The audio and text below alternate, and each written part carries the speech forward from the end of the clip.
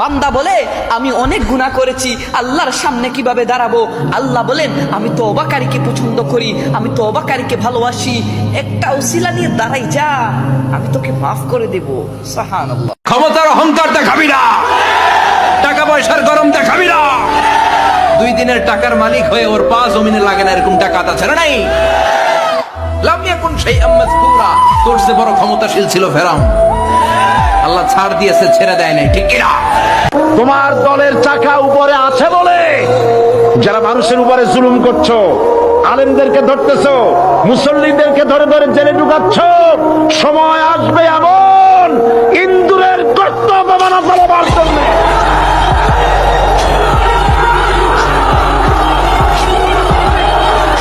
শোনো, টাকার জুড়ে কবরের উপরটা ফুলের বাগান করা যায়, টাকার জুড়ে কবরের উপরটা ফুলের বাগান করা যায়, কিন্তু কবরের ভিতরটা ফুলের বাগান করতে ঈমান আমলের প্রয়োজন হয়। ওই কবরে তোমার টাকার জোর চলবে না, ওই কবরে তোমার ক্ষমতার জোর চলবে না, ওই কবরে তোমার রেপুটেশন কি সেটা দেখা হবে না। ওই কবরে দেখা হবে একটা জিনিস, সেটা হচ্ছে তোমার ঈমান এবং আমলের ওজন কত।